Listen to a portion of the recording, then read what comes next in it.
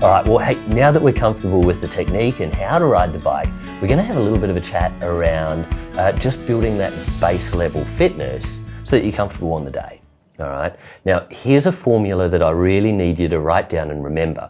180 minus your age.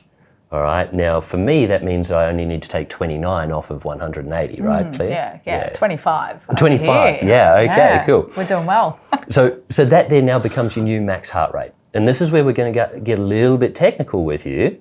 And Claire, let's have a bit of a chat about heart rate monitors. Yeah. So I noticed you've got a pretty sexy looking heart rate monitor on your wrist. Yeah, being a female, it has to be, white, rose gold, has to look good. You've got to look the part. As well as do the job. Absolutely. But there's quite a few out there, right? Between, Garmin, be it Polar, be it Fitbit. Yeah. There's some really neat options out there. Yeah. And you don't have to go out and spend $500 on the latest and greatest. I think there are cheaper options on the market and just something that will track your heart rate. Absolutely. Yeah. So our focus now for the next month. So continuing with our 2 rides per week. And we're just going to focus in on, let's get 1 hour per bike ride needs to be our focus. And we want to keep our heart rate below that calculation that we just worked out. So from that, 180 minus, let's call it 30 to keep the math easy, that there's going to be 150 beats per minute. Yep. That's my new maximum heart rate whenever I'm doing any kind of training. Let's take another 10 off of that and then bring that down to 140 beats per minute. That's my optimum range. So trying to keep my heart rate between 140 to 150 beats per minute every time I'm out on my bike, all right, or whether I'm going for a walk or a run or walking up a set of stairs or doing some training at the gym.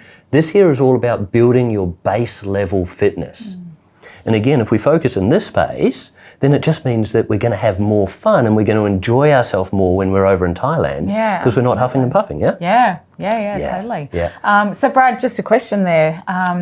We've got riders out there who are getting personal trainers. They're, smashing it at the gym 5 days a week. They're going to spin classes, and there's a lot of, anxiety in those early days about, well, how much is too much training, and what should I be doing, and so. Bearing in mind base level fitness, what should I be doing in those early days? Yeah, for sure. Great question.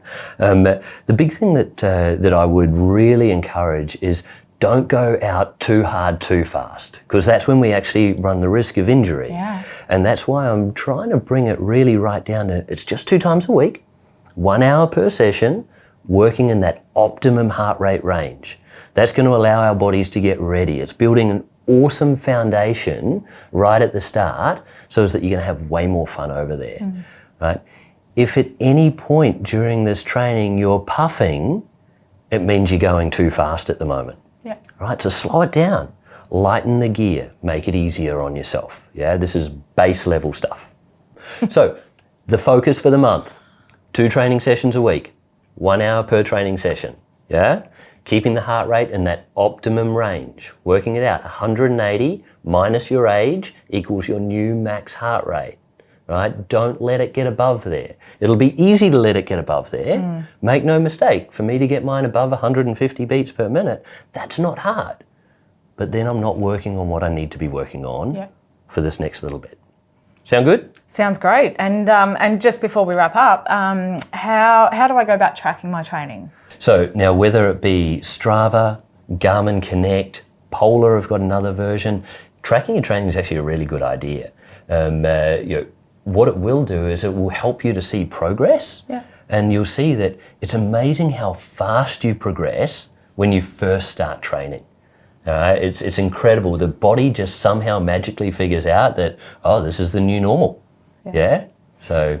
And the great thing about most of the watches on the market today is you get that automatic upload too, whether it's Garmin Connect or Strava, etc. So you can keep an eye on how things are going, and like we say in the Hands community, if it's not on Strava, it never happens. So that's the way that we can hold you accountable to your training, and I'm sure we can keep an eye through that process. Absolutely.